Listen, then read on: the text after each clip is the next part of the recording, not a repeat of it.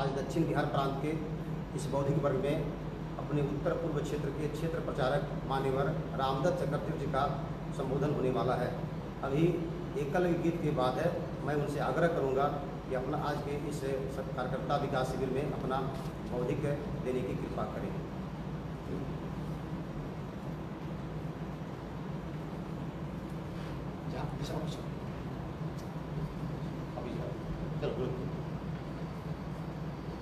संस्कृति सबकी एक चिरंतन पूर्ण रगों में हिंदू है। विराट सागर समाज अपना हम सब इसके बिंदु हैं।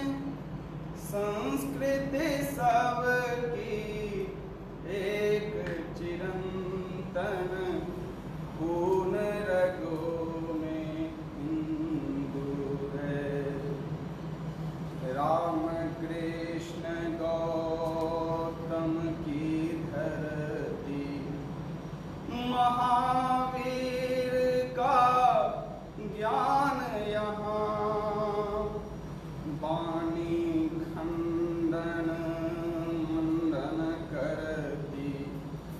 शंकराचार्य धाम यहाँ जितने दर्शन राहें उतनी चिंतन का चैतन्य भरा। पंथ खालसा गुरुपुत्रों की बलिदानी यह पुण्य धरा।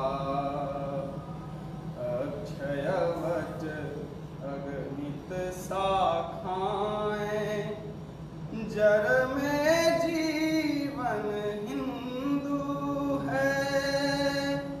संस्कृति सबकी एक चिरंतन पूर्ण रगों में हिंदू है। कोटि हृदय है भाव एक है। किसी भूमि पर जन्म लिए मातृभूमि यह कर्म भूमि यह। पुण्य भूमि हित मरे पुण्य भूमि हित मरे जिए।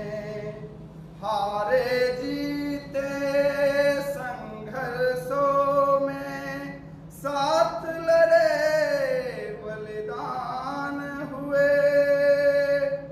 काल चक्र की मजबूरी में रिश्ते नाते बिखर गए। एक बड़ा परिवार हमारा पुरखें सबके हिंदू हैं। संस्कृति सबकी एक चिरंतन पूर्ण रगों में हिंदू है। सबकी रक्षा धर्म करेगा उसकी रक्षा आज करें। वर्ण भेद मत भेद मिटाकर समरसता निर्माण करें। धर्म हमारा जग में अभिनव अक्षय है अविनाशी है। इसी कड़ी से जुड़े हुए युग युग से भारतवासी हैं। थाह अथाह जहाँ की महिमा गहरा जैसा सिंधु है। संस्कृति सबकी एक चिरंतन खून रगों में हिंदू है। हरिजन गिरिजन बासी बन के नगर ग्राम सब साथ चले। ऊंच नीच का भाव घटा कर समता के सद भाव बढ़े। ऊपर दिखते भेद भले हो जैसे वन में फूल खिले। रंग बिरंगी मुस्कानों से जीवन रस पर एक मिले। संजीवनी रस अमृत पीकर मृत्युंजय हम हिंदू हैं। संस्कृति सबकी एक चिरंतन खून रगों में हिंदू हैं। विराट सागर समाज अपना हम सवेश के बिंदु हैं। संस्कृति सबकी एक चिरंतन खून रगों में हिंदू है।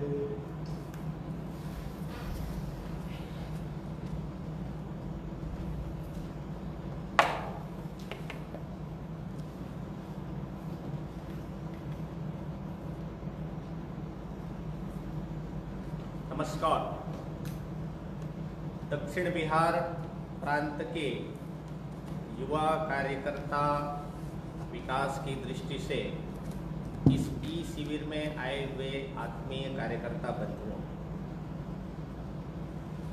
हम सब इस वैश्विक महामारी के दौर में समय समय पर मिलने का जो कार्यक्रम हम करते रहे हैं, उसको एक नए पद्धति से हम इस समय करने के लिए विवश हुए। वीडियो कॉन्फ्रेंसिंग के माध्यम से अथवा फेसबुक के माध्यम से अथवा सोशल मीडिया के माध्यम से हम सब लोग परस्पर संवाद और संपर्क का कार्य कर रहे हैं।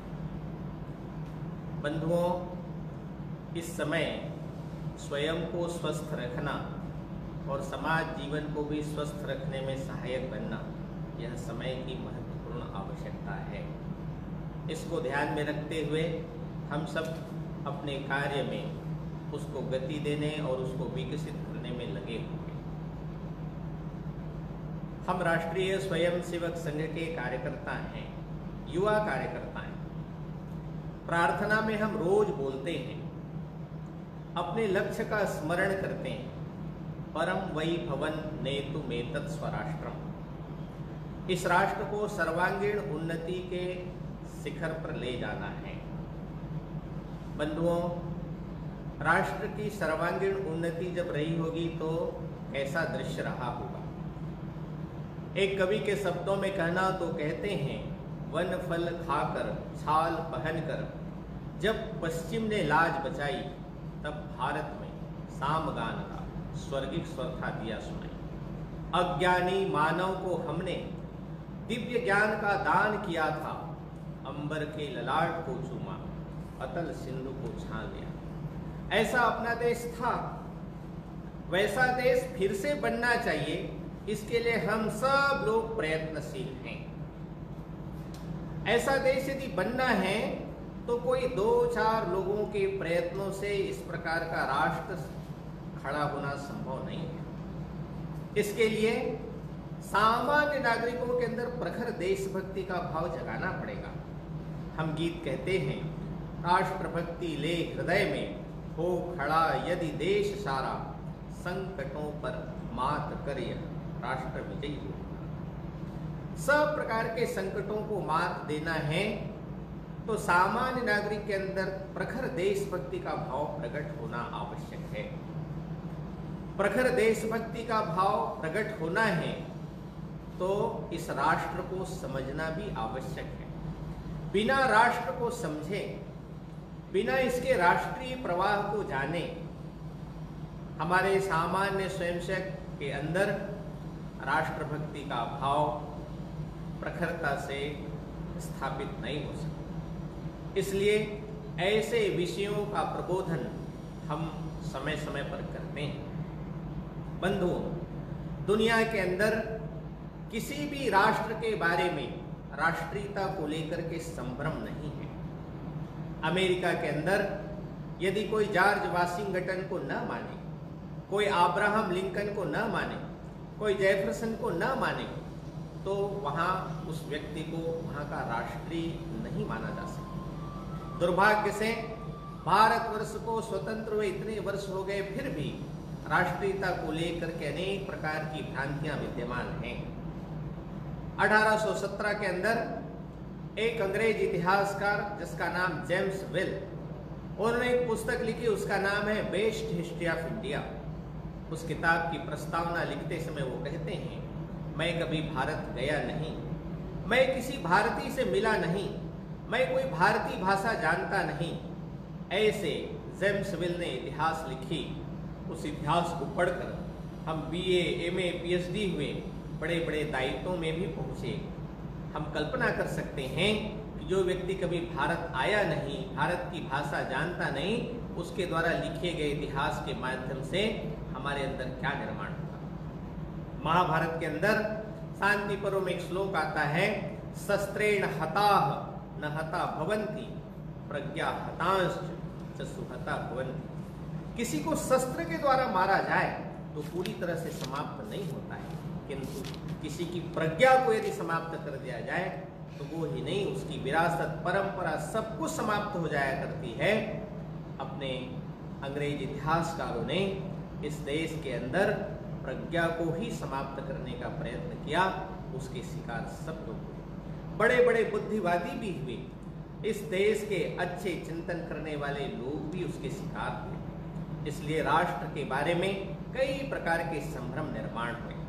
उन्होंने कहा कि राष्ट्र तो है ही नहीं, ये तो एक उपमहाद्वीप है। उन्होंने तो यहाँ तक के कहा कि राष्ट्र बन रहा है, India is making the nation, Bharat राष्ट्र बन रहा है। बंधुओं, हम सब जानते हैं बहुत पहले टीवी पर एक चलता था, पीलर्स चलता था, उसमें आता था, सर जमी पे हिंद में अकबा के आलम दे चिरा, काफिले आते गए, हिंदुस्तान बसता गया। माने हिंदुस्तान में दुनिया भर के लोग आते गए और हिंदुस्तान एक राष्ट्र बन गया। इस प्रकार की मनगढ़ंत धारणा, मनगढ़ंत थ्योरी एक स्थापित करके राष्ट्र जीवन के अंदर राष्ट्रीयता को लेकर संभ्रम खड़ा करने की कोशिश हुई। किंतु तथ्य क्या है, सत्य क्या है?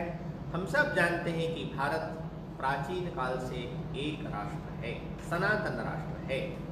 वेद के अंदर भी ये आता है, वयम राष्ट्रे जागृयाम पुरोहिता, अर्थात दुनिया का सबसे प्राचीन ग्रंथ वेद, उसके अंदर भी राष्ट्र की संकल्पना है।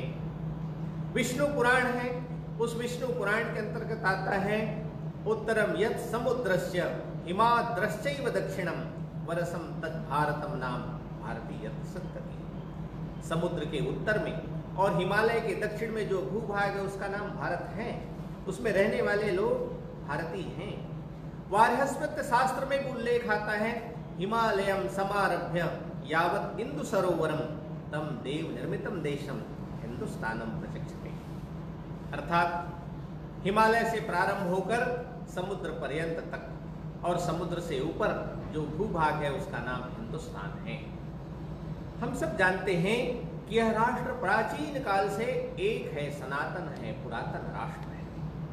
बंधुओं, अपने देश के साधु संतों ने भी इसको राष्ट्र के नाते सब प्रकार से एकत्व में बांधने की कोशिश की है।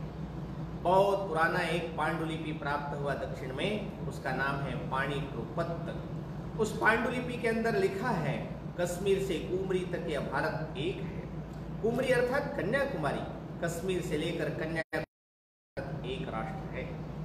अपने देश के बहुत श्रेष्ठ संत हो गए पूज्य गुरु नानक देव जी महाराज। गुरु नानक देव जी महाराज मुगलों के अत्याचार से त्राही त्राही समाज जीवन को ढाढ़स बनाते हुए और भगवान को उलाहना देते हुए कहते हैं, हे भगवान, इतना संकट, इतना त्राही त्राही समाज में मचा हुआ है, फिर भी आप उनके दुखों को दूर करने के लिए आते क्यों नहीं हो?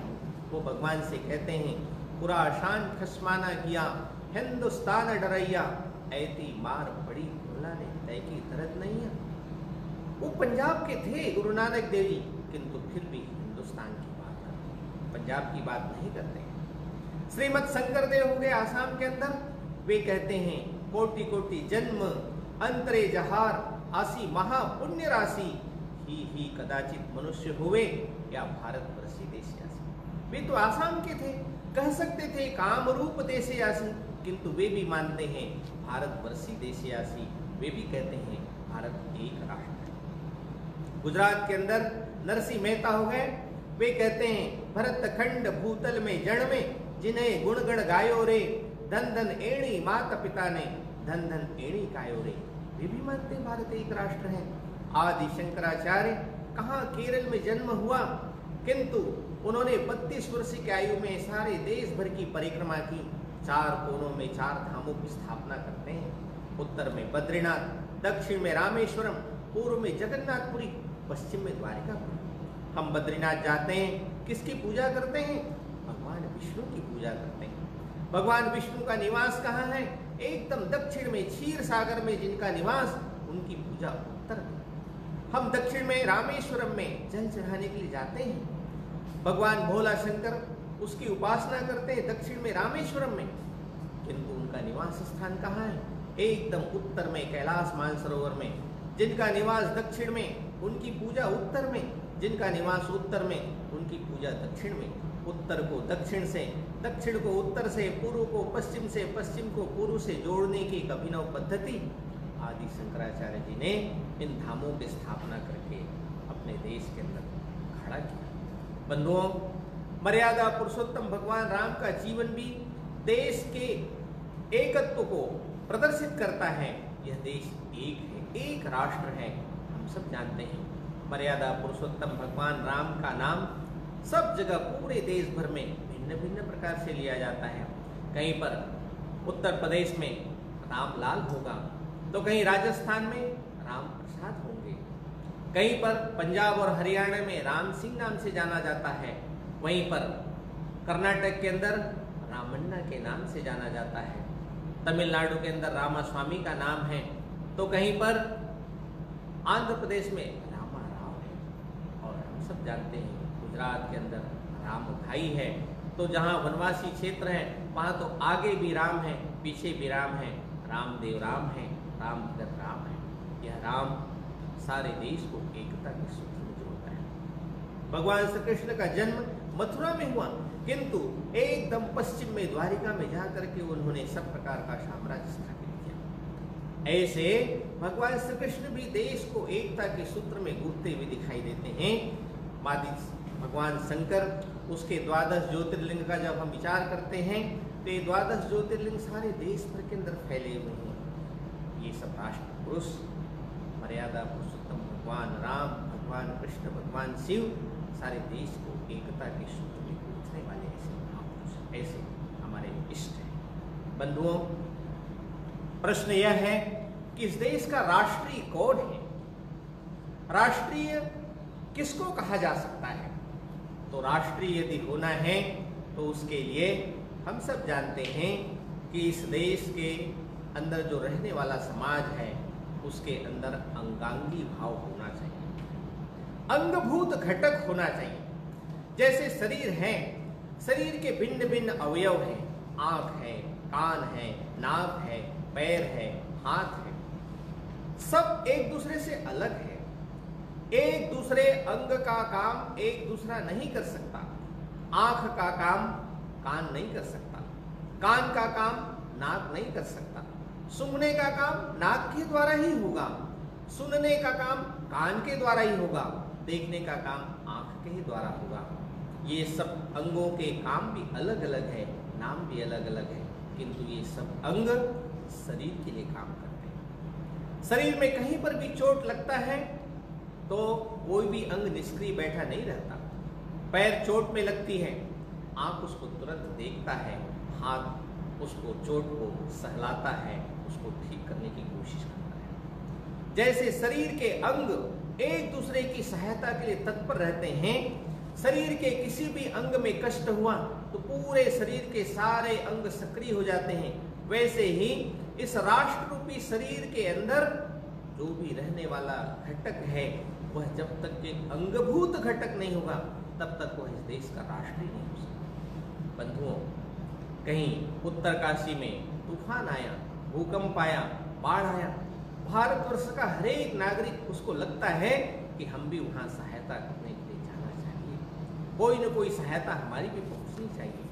सारे देश के लोगों को लगता है यह जो अंगांगी भाव है यह जब तक के नहीं होगा तब तक के वह समाज उस देश का राष्ट्र ही नहीं हो सकता। बंधुओं, इस प्रकार का अंगांगी भाव वाला समाज कौन सा समाज है, इसका विचार करने की आवश्यकता है। दूसरी बात है, राष्ट्रीयता के लिए और क्या आवश्यक है, तो राष्ट्रीयता के लिए उस राष्ट्र का जो दर्शन है, जीवन मूल्य है, परंपरा है, संस्कृति है, इतिहास है, उसके प्रति समान दृष्टि चाहिए, उसको मानने वाला चाहिए, उसके प्रति श्रद्धा का भाव रखने वाला समाज चाहिए। बंधुओं, हमारे देश का दर्शन क्या है?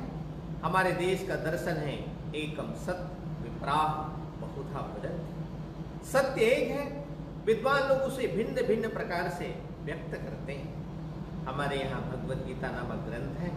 भगवद गीता के अध्याय 7 21वें श्लोक में कहा है भगवान श्री कृष्ण ने, यो यो याम याम तनुम भक्त श्रद्धयार्चितुमिच्छति तस्य तस्या चलाम श्रद्धाम तामेव विदधाम्यहम्। जो भक्त मेरी जिस रूप में आराधना करेंगे मैं उसी रूप में दर्शन दूंगा। इतना खुलापन, इतने भिन्न भिन्न प्रकार के विविध प्रकार के स्वरूपों में भी हम भगवान की आराधना कर सकते हैं, भिन्न भिन्न प्रकार से उसको हम मान सकते हैं। इतनी उदारता अपने देश के दर्शन में है। हमारे देश का दर्शन कहता है मातृवत परदारेषु, सभी स्त्रियों के अंदर माता का रूप देखना। पश्चिम का दर्शन है वो अपने माँ को छोड़ करके से सब में भोग दृष्टि से दर्शन करने वाला ऐसा पश्चिम का समाज, किंतु हमारे यहाँ इस प्रकार का दृष्टिकोण है, सभी के प्रति माता का दृष्टिकोण, अपने अर्धांगिनी को छोड़कर से सब के प्रति माता का दृष्टिकोण। कल्पना कर सकते हैं, कुछ वर्ष पूर्व सीमा दर्शन का एक कार्यक्रम था। सारे देश भर के 4000 से अधिक नवयुवक सारे देश की सीमा पर 3 दिन के लिए एकत्र हुए थे। पूरी भारतवर्ष की सीमा पर, जमीनी सीमा पर सब जगह वो तरुण एकत्र थे। राजस्थान की सीमा पर भी कुछ तरुण इकट्ठे होकर के गए थे। वहाँ जब गए थे तो महाराष्ट्र की एक बहन बहुत पहले कोई तीर्थ यात्रा के लिए गई हुई थी, किंतु भटकते भटकते राजस्थान पहुंच गई। राजस्थान के कार्यकर्ताओं ने उनको शरण दिया। एक परिवार में वो रह रही थी। जब ये महाराष्ट्र के कार्यकर्ता पहुंचे वहां पर सीमा दर्शन के लिए, तो राजस्थान के कार्यकर्ताओं ने बताया कि भाई हमारे गांव में एक बहन तीर्थाटन करते हुए भटक गई, पता नहीं कहाँ की है, उनकी भाषा भी हमें समझ में नहीं आता है, आप उनसे बातचीत करेंगे तो शायद पता चल सके। बातचीत किया तो ध्यान में आया वो तो मराठी भाषी है। मराठी भाषा जानने के कारण, गांव की होने के कारण वह राजस्थान की भाषा समझ नहीं पाती थी। ऐसे उस बहन को कई वर्षों तक राजस्थान के बंधुओं ने सुरक्षित रखा। एक प्रकार से बहन माता का स्थान देकर के उसको सुरक्षित रखा। यह केवल भारतवर्ष में ही संभव हो सकता है। मातृवत परदारेषु की कल्पना भारतवर्ष में आज भी विद्यमान है, आज भी उसका पालन होता है। बंधुओं, दूसरा एक दर्शन का जो पहलू है वह है परद्रव्येषु लोष्ठवत्। दूसरे का जो धन है वो पत्थर के समान है, ढीले के समान है। भारतवर्ष के अंदर आज भी किसी दूसरे का द्रव्य है उसको हम अपना नहीं मानते। उसको कहीं पर अवसर मिला तो हम कहते हैं कि भाई ये हमारी कमाई का नहीं है, इसको स्वीकार करने के हम अधिकारी नहीं हैं। कुछ वर्ष पूर्व तमिलनाडु में एक तूफान आया था, उसका नाम था सुनामी। उस सुनामी तूफान के अंदर जिन घरों से कोई बच्चा गायब हो गया अथवा पानी में डूब गया, समुद्री तूफान में बह गया, उन परिवारों को 1-1 लाख रुपए दिया जाने का प्रावधान किया सरकार। ऐसे ही एक परिवार था, उस परिवार के एक बच्चा उदय नाम था उनका, 10 वर्षीय बालक, वह भी खो गया, कई दिनों तक मिला नहीं। उसके माता पिता ने उसका भी नाम दर्ज करा दिया कि हमारा बालक भी खो गया है। सरकार ने योजना के अनुसार उस परिवार को भी 1 लाख रुपए दिया, किंतु एक 20-25 दिन के पश्चात वो बालक कहीं से घूमते घामते आ गया, पिछुड़ गया था, तूफान में खो गया था, वह बालक वापस आ जाता है। घर में माता पिता सोचते हैं, अरे भाई तुम्हारे घूमने के कारण तो हमको 1 लाख रुपए मिला है, हमको इसको रख लेना चाहिए, ऐसा नहीं सोचा। अब तुम आ गए हो तो ये पैसा हमारा नहीं है, ये पैसा तो सरकार को वापस करना चाहिए। उन्होंने सरकारी कार्यालय में जाकर के चक्कर लगाया, सरकार के लोगों ने पैसा लेने से इनकार कर दिया। तो एक आनंद वेटिकर नामक अखबार चलता है, उसके कार्यालय में भी गए। उनके माताजी, पिताजी और वो बालक उदय दोनों गए, तीनों, और जा करके वहां उस अखबार के दफ्तर में उन्होंने कहा, अरे भाई हम सरकारी कार्यालय में गए थे, सरकार ने हमको 1 लाख रुपए दिया था इस बच्चे के खो जाने के एवज में, किंतु ये बच्चा तो वापस आ गया, इसलिए हम इस पैसे को रखने के अधिकारी नहीं हैं। आप कल्पना कर सकते हैं, एक गरीब परिवार झोपड़ी में रहने वाला उस सरकार के द्वारा दिए गए 1 लाख रुपए को वापस करने के लिए तत्पर होता है, और गांव के लोग भी कहते हैं इस धन पर हमारा अधिकार नहीं। पर द्रव्येश लोष्टवत का भाव आज भी दिखाई देता है। इसी प्रकार से आत्मवत सर्वभूतेषु का भाव, यह दर्शन का हमारा भाग है। सबके अंदर एक ही आत्म तत्व का दर्शन करना, ये भारत का दर्शन है। उसके कारण चींटियों को भी शक्कर चुगाना, सर्पों को भी दूध पिलाना, यह हमारे देश के कई प्रकार के व्यवहारों में दिखाई देता है। पेड़ों के अंदर, नदियों के अंदर, सबके अंदर प्राण तत्व का दर्शन करने वाला ऐसा अपना भारत का समाज है। स्वामी रामकृष्ण परमहंस हो गए, हम सब जानते हैं। एक बार घास में ऐसी धूप में बैठे हुए थे, एक गौ माता चलते चलते आई, अचानक स्वामी जी, स्वामी रामकृष्ण परमहंस एकदम व्याकुल हो गए, खड़ा उठे, अरे अरे मुझे बचाओ। मैंने कहा क्या हो गया स्वामी जी? अरे मेरे पीठ के ऊपर गाय के खुर के निशान आ गए हैं, गाय मेरे ऊपर चल रही है। मैंने कहा गाय तो घास के ऊपर चल रही है, आपकी पीठ पर कहाँ? स्वामी रामकृष्ण परमहंस कहते हैं, आपको भरोसा नहीं होता है, ये देखो।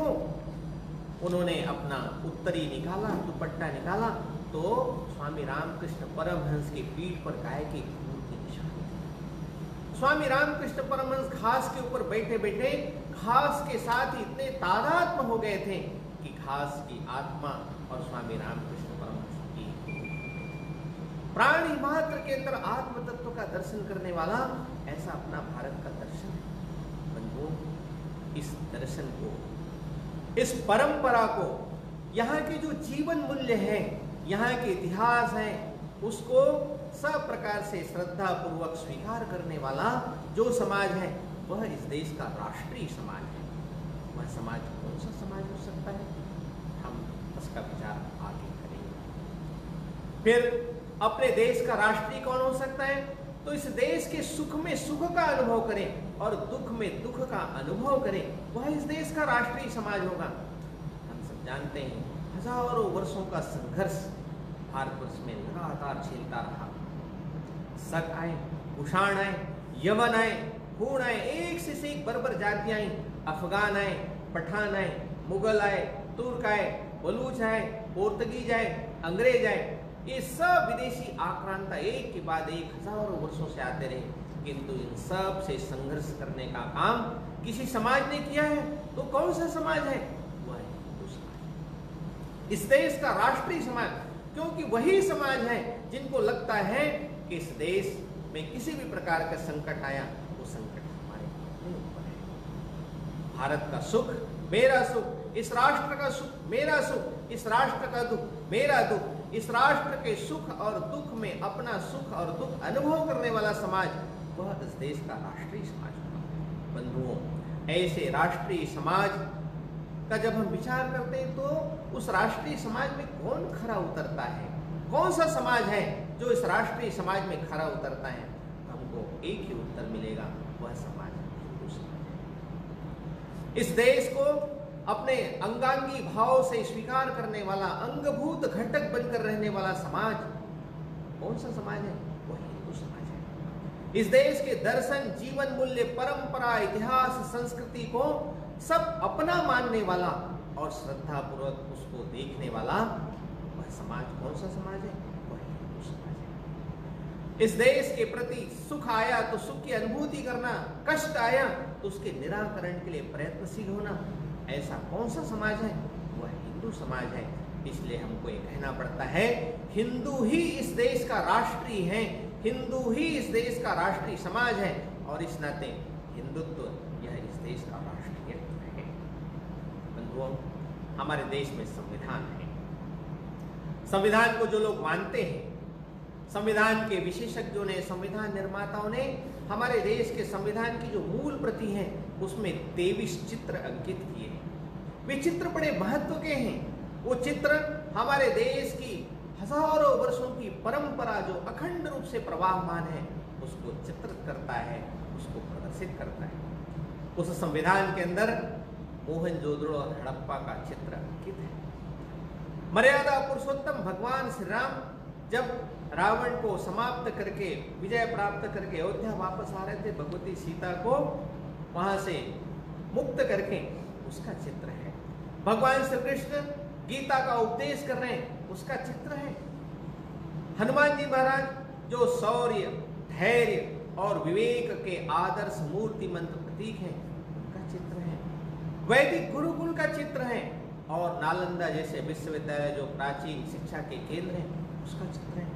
भगवान गौतम बुद्ध धर्मोपदेश करते हुए, उसका भी चित्र है। तो भगवान महावीर स्वामी का भी चित्र है। इस देश के अंदर राजा शगर ने गंगा का अवतरण किया, उसका भी चित्र है। हम पूर्व के इतिहास में देखेंगे तो विक्रमादित्य का भी चित्र है। छत्रपति शिवाजी महाराज हैं तो गुरु गोविंद सिंह जी का भी चित्र है। वर्तमान के इतिहास में हम देखेंगे तो महात्मा गांधी जी भी हैं, सुभाष चंद्र बोस भी हैं। ऐसे संविधान निर्माताओं ने इस देश की जो अखंड परंपरा है उसका ही उसमें प्रदर्शन किया है, उसका ही उसमें दिग्दर्शन किया है। नटराज की मूर्ति भी है, उड़ीसा का एक हिंदू शिल्प भी है।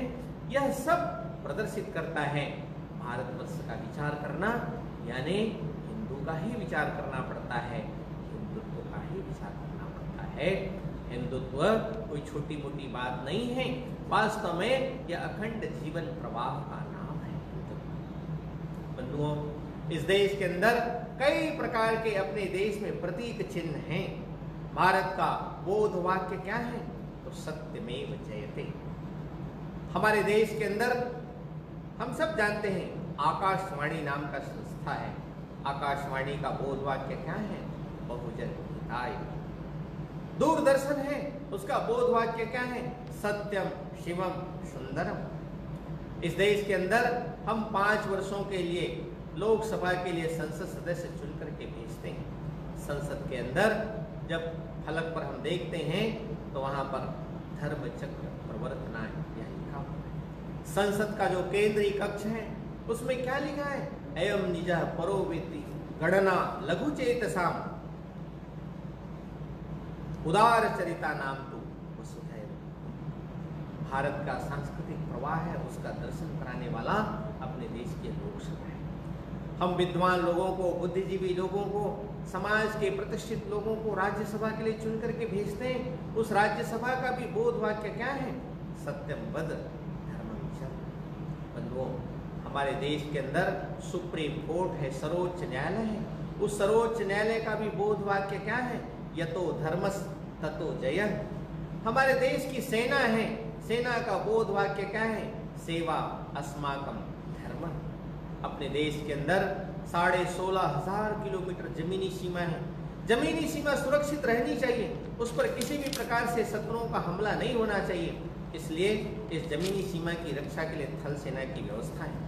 थल सेना का बोध वाक्य क्या है? तो सेवा अस्माकं धर्मः। अपने देश के अंदर समुद्री सीमा है 9,700 किलोमीटर। इस 9,700 किलोमीटर समुद्री सीमा को सुरक्षित रखने के लिए जल सेना की भी व्यवस्था है। तो जल सेना का बोध वाक्य सन्नो वरुण। वायु मार्ग भी सुरक्षित रहना चाहिए, वायु मार्ग से कोई हमला न हो सके, इसलिए वायु सेना की व्यवस्था है। उस वायु सेना का भी बोध वाक्य क्या है? नभः सदृशम प्रदीप्तम। हमारे देश के अंदर जीवन बीमा निगम है, उसका बोध वाक्य योग से भाव्यम। शिक्षा को दिशा देने वाली संस्था NCERT, उसका बोध वाक्य है विद्या या अमृत मसलूते। प्रशासनिक अकादमी है IAS IPS को तैयार करने वाली, उसका बोध वाक्य योग कर्मसु कौशलम। देश के अंदर बड़े बड़े विश्वविद्यालय, उन सब का भी बोध वाक्य इसी प्रकार के हैं। स्वास्थ्य विभाग, शरीर माध्यम, खल धर्म साधनम आयुर्विज्ञान संस्थान का बोध वाक्य। ऐसे जितने भी अपने देश के प्रसिद्ध संस्थान हैं, उन सब का यदि बोध वाक्यों का चिंतन करेंगे तो कोई बाइबल से नहीं है, कोई कुरान में से नहीं है। ये सब बोध वाक्य भारतीय वांग्मय में से उद्भूत हैं, या भगवत गीता में से है, या उपनिषद में से है, अथवा रामायण में से है, अथवा अपने अन्य शास्त्रों में से है। ये बताता है भारत का चिंतन करना यानी हिंदू का ही चिंतन करना होता है। बंधुओं, भारतवर्ष के अंदर कोई भी विदेशी मेहमान आते हैं, उनको हम भेंट करते हैं। कौन सी चीज भेंट करते हैं? तो भारत की जो परंपरा से जो सुसंगत हो। साम्यवादी नेता आए थे रूस के, उसको अपने सुरजीत अपने साम्यवादी नेता, उन्होंने जब प्रतीक चिन्ह भेंट किया तो नटराज की मूर्ति भेंट की, भगवत गीता भेंट। राजीव गांधी थे, इस देश के प्रधानमंत्री थे। रूस के अंदर भारत महोत्सव का कार्यक्रम हुआ। उस भारत महोत्सव में देवदार का पौधा लगाया गया। क्यों? क्योंकि देवदार का पौधा ये भारत का प्रतीक है, ये भारत के चिंतन का प्रतीक है। बंधुओं, अपने देश के अंदर अनेक प्रकार के लोग जब विजय प्राप्त करके आते हैं, खिलाड़ी भाव से जीत करके आते हैं, तो उसका स्वागत तिलक लगाकर करते हैं। क्यों? क्योंकि यह देश है। कावेरी नदी में जब जल भर जाता है, जल से पूरा प्लावित हो जाता है, तो कावेरी नदी को साड़ी भेंट करने का कार्यक्रम होता है। कावेरी माँ को जब साड़ी भेंट करते हैं तो यह किसका प्रतीक है? क्या दर्शाता है? ये भारत यानी हिंदुओं का ही देश है। चाहे सरकार किसी की भी हो, साड़ी भेंट करने का काम यह भारतीय जो विरासत है, परंपरा है, उसको प्रदर्शित करता है।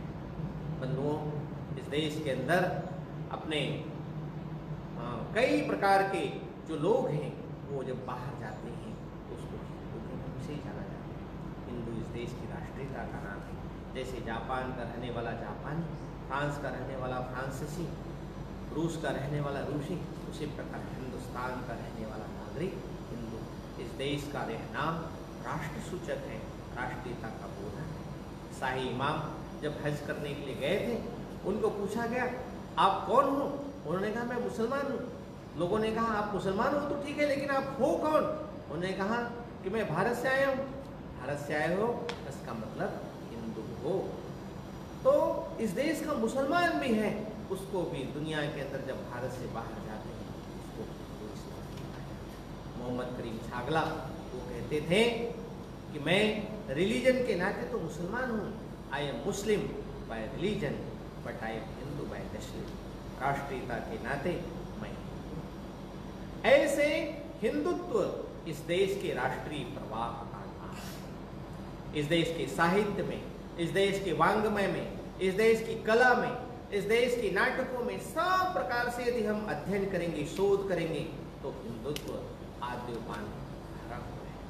अपने देश के सुप्रसिद्ध संत और क्रांतिकारी ऋषि अरविंद कहते हैं, जब मैं सनातन धर्म की बात करता हूँ कि वो महान बनेगा, तो इसका अर्थ है ये राष्ट्र महान बनेगा, भारत महान बनेगा। सनातन धर्म अपने आप को विस्तारित और विकसित करेगा, इसका मतलब है कि भारत अपने आप को विस्तारित और विकसित करेगा। भारत और सनातन धर्म अलग अलग नहीं है, एक ही है। सनातन धर्म के साथ इस राष्ट्र का, हिंदू राष्ट्र का उदय होता है, और सनातन धर्म के साथ ही इस हिंदू राष्ट्र का अंत भी होता है।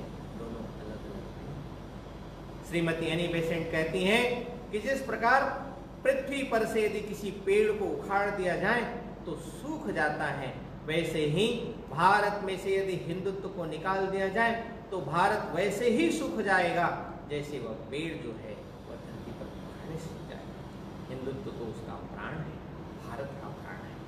इसलिए ऐसे हिंदुत्व, उसको राष्ट्रीय प्रवाह के नाम से इस देश में हम सब जानते हैं। सुप्रीम कोर्ट ने भी इस बात को सिद्ध किया 1995 के अंदर। उन्होंने कहा सुरेश प्रभु की एक याचिका में, हिंदुत्व तो जीवन जीने की पद्धति का नाम है, या कोई पंथ नहीं, या कोई संप्रदाय नहीं, या कोई पूजा पद्धति नहीं, अपितु यह तो जीवन जीने की पद्धति का नाम है। अयोध्या के विवाद के समय पे भी केस चल रहा था, उसमें भी न्यायाधिपति भरूचा ने भी यही बात कही, हिंदुत्व तो दर्शन है, पूजा पद्धति नहीं, उपासना पद्धति नहीं, एक जीवन मूल्य है। अपने देश के न्यायाधीशों ने भी इस बात की वकालत की है कि हिंदुत्व कोई उपासना पद्धति नहीं, पूजा पद्धति नहीं। महात्मा गांधी ने तो यहाँ तक कहा, हिंदुत्व तो सत्य के उस अनवरत शोध का नाम है, जिस दिन यह प्रभावी ढंग से प्रकट होगा उस दिन उतनी शक्ति प्रकट हो गई कि सारी दुनिया एक आश्चर्यचकित होकर देखे। स्वामी विवेकानंद जी कहते हैं, सारे दुनिया के शब्द निर्माण करने वाले विद्वानों को मैं चुनौती देता हूं कि हिंदू से व्यापक अर्थ रखने वाला शब्द निर्माण करके बताएं। हिंदू कोई संकुचित शब्द नहीं है। बंधुओं, ऐसे हिंदुत्व के बारे में जब हम बोलते हैं तो लोग कहते हैं कि सांप्रदायिकता की बात करते हैं, ये संकुचितता की बात करते हैं। हिंदुत्व वास्तव में कभी भी संकुचितता अथवा सांप्रदायिकता का बोध देने वाला शब्द नहीं है।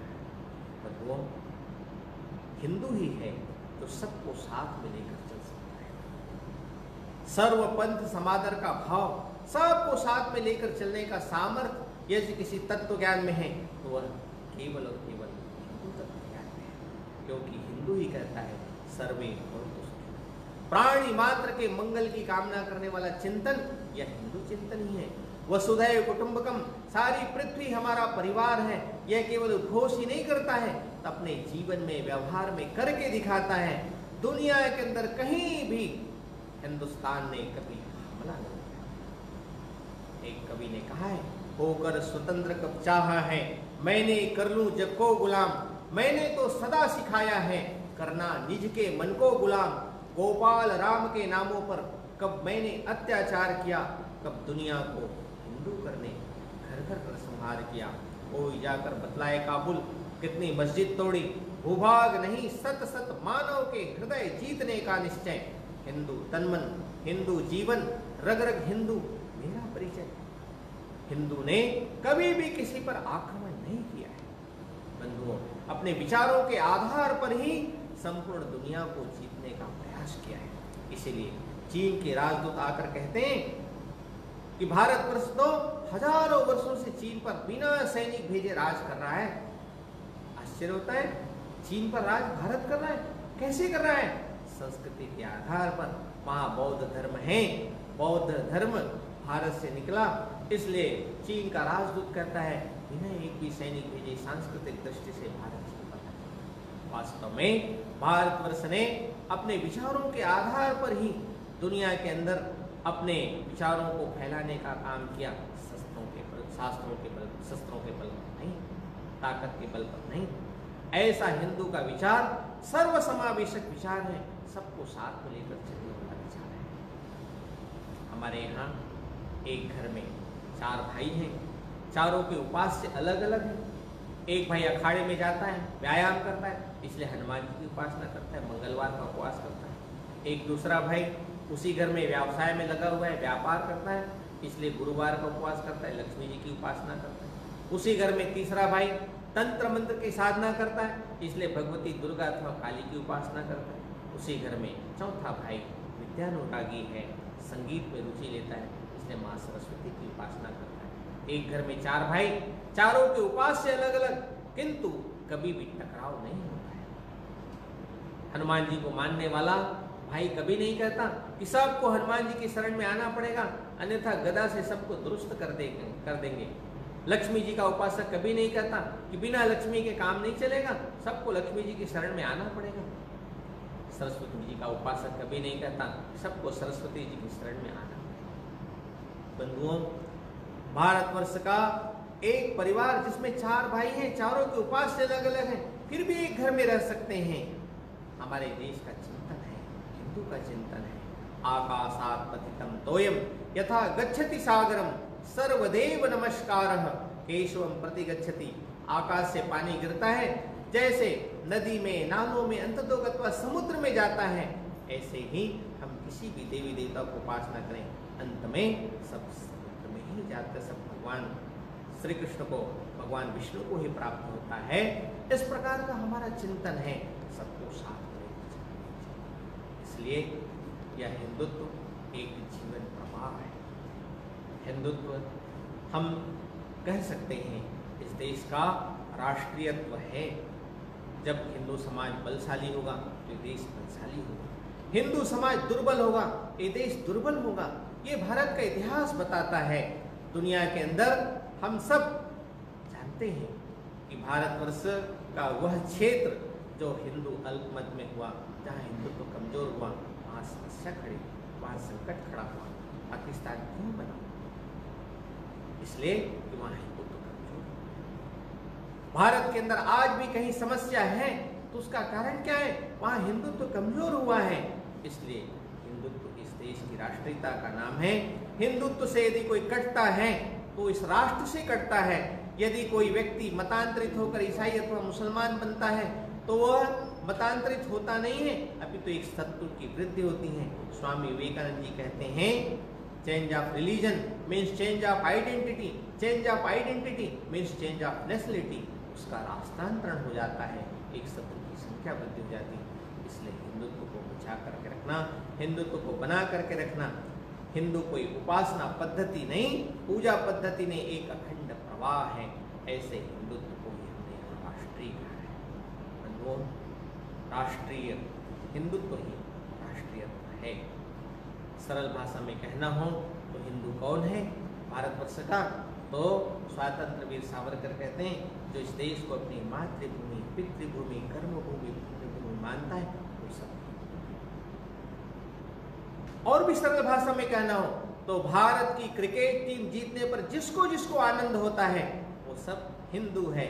ऐसे लोगों का संगठन करना, ऐसे लोगों को एक सूत्र में जोड़ना, इसके लिए राष्ट्रीय स्वयंसेवक संघ प्रयत्नशील है। ऐसे सभी लोग जो इस देश को अपनी मातृभूमि, कर्मभूमि, पुण्यभूमि, मोक्ष भूमि मानते हैं, ऐसे संपूर्ण समाज चाहे किसी भी उपासना पद्धति का हो, किसी भी पूजा पद्धति को हो, राष्ट्रीयता के नाते वे सब हिंदू हैं। ऐसे राष्ट्रीयता का बोध देने वाला शब्द हिंदू, इसलिए हिंदुत्व या राष्ट्रीयत्व है। इस बात को बहुत दृढ़ता से हमारे मन के अंदर धारण करके संपूर्ण हिंदू समाज को, जो इस देश के प्रति भक्ति भाव से युक्त हैं, इस देश के महापुरुषों को अपना मानता है, इस देश के इतिहास के प्रति, इस देश के जीवन मूल्यों के प्रति श्रद्धा और आस्था रखना है। ऐसे सबको जोड़ते हुए आगे चलें। राष्ट्रीय स्वयंसेवक संघ समाज जीवन को एक सूत्र में गूंथने के प्रयत्न में लगा हुआ है।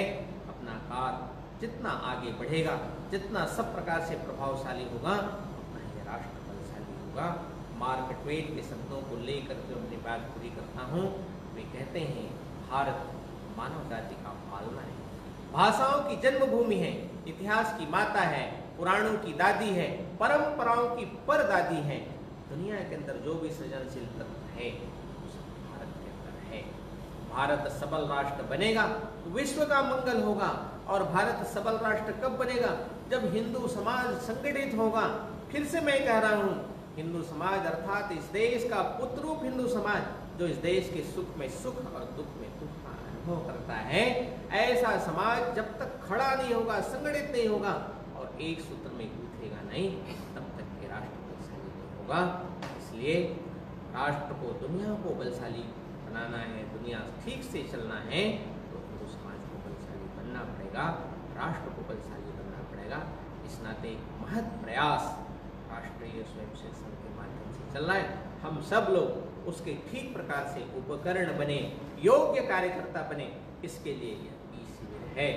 इस शिविर में आए हुए विषयों का हम गहराई से चिंतन मनन करते हुए हम उसको अपने जीवन में उतारने वाला और सक्रियता से इस काम को बढ़ाने वाले कार्यकर्ता बनेंगे।